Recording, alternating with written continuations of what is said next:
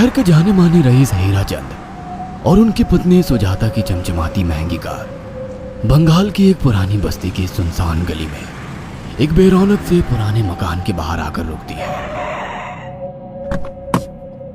सुजाता, ये तुम मुझे किस जगह लेकर आई हो? ये तो कोई गरीबों की बस्ती लगती है, यहाँ ऐसा क्या है? हीराचंद की कुछ भी समझ में नहीं आ रहा था कि सुजाता उसे ऐसी अजीब सी जगह क्यों लाई है, जिस मकान में दिन में भी अंधेरा दिख रहा था और धुआं उठ रहा था। आप मेरे साथ अंदर चलिए, सब समझ जाएंगे। यहाँ हमारी हर समस्या का समाधान मिलेगा। सुजाता और हीराचंद आशंकित कदमों से उस मकान में दाखिल होते हैं।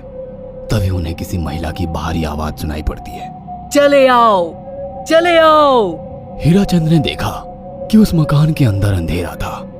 अचानक हीराचंद की निगाह एक कमरे की ओर पड़ी, जिसके अंदर हल्की हल्की सी रोशनी आ रही थी और उस कमरे के अंदर से धुआं उठ रहा था। शायद उस कमरे के अंदर आग जल रही थी।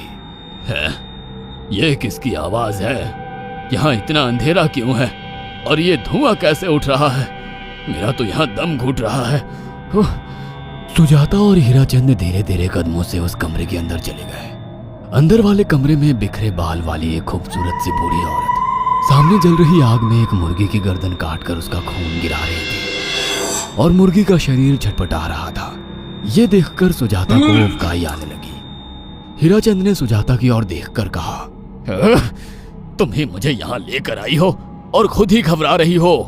कौन है ये भयानक सी शक्ल वाली औरत और हम यहाँ क्यों आए हैं? अचानक उस औरत ने एक झटके में मुर्गे की गर्दन धड़ से अलग कर दी। ये देखकर सुजाता के मुंह से चीख निकल गई और सेठ हीराचंद भी सहम गया। वो बहुत डरावना नजारा था। ये अघोरा ताई हैं। ये हमें अपनी काली तंत्र विद्या से संतान सुख प्रदान कर सकती हैं। इसलिए मैं आपको यहाँ लेकर आई हूँ। कैसी बात करती हो? जहाँ बड़े से बड़े डॉक्टर सफल नहीं हुए, वहाँ ये मामूली औरत क्या कर लेगी? हीराचंद की बात सुनकर अघोरी ताई ने गुस्से से हीराचंद की ओर देखकर कहा, नादान हीराचंद, काली विद्या में इतनी शक्ति है कि मरे को भी जिंदा कर दे। संतान पैदा कराना कौन सा मुश्किल है? तुम्हें मेरा नाम कैसे पता? क्या तुम सच में हमें संतान सुख दिला सकती हो? तुम जितनी दौलत मांगोगी मिल जाएगी, अगर ये संभव है तो। संतान का नाम सुनते ही हीराचंद की आंखों में चमक आ गई। वह संतान के लिए कुछ भी कर सकता था। तुम लोगों को मुझे एक नवजात शिशु लाकर देना होगा। मैं उस शिशु की बलि चढ़ा दूंगी और फिर वही शिशु तुम्हारे घर में फिर से जन्म लेगा।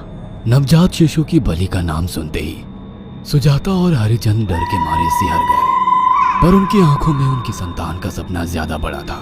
वो सब करने को तैयार थे। अघोरा ताई, आप जैसा कहेंगे हम वैसा करेंगे।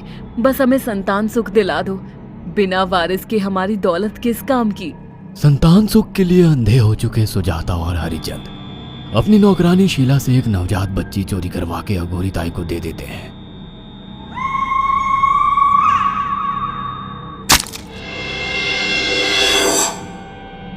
उस शिशु की बलि से सुजाता गर्भवती हो जाती है। देखा आपने अघोरा की तंत्र शक्ति? मुझे उस पर पूरा भरोसा था। चलो चलकर उन्हें धन्यवाद कहते हैं। हीराचंद और सुजाता अघोरा ताई के पास पहुंचते हैं। वो दोनों बहुत खुश थे और अघोरा पर उन्हें अंधविश्वास हो गया था।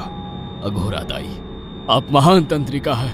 आपने वो चमत्कार कर दिखाया जो बड़े बड़े डॉक्टर नहीं कर सके। ये काली विद्या है बेटा। अगर तुम दोनों चाहो तो मैं इस विद्या से तुम दोनों को हमेशा के लिए जवान बना सकती हूँ। क्या सच में ऐसा संभव है? हाँ बिल्कुल, पर इसके लिए तुम्हें जवान लड़के और लड़कियों की बलि चढ़ानी होगी।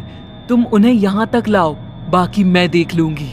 जवान रहने की लालच में अंधे सुजाता और हरिचंद एक अनाथ आश्रमों से हर रोज एक लड़की या लड़के को गोद लेने के बहाने अघोरी के पास बलि चढ़ाने ले जाने लगे। और एक दिन अघोरी ताई ने हीराचंद और सुजाता से इंसानी मांस खाने को कहा। पूरी तरह से इंसान से हैवान बन चुके अब वो दोनों इंसानी मांस खाने के लिए तैयार भी हो गए। ये गर्म खून और मांस खाकर तुम लोगों की उम्र भी बढ़ जाएगी। खाओ इसे। हाँ, सच में ये इंसानी मांस बड़ा स्वादिष्ट है।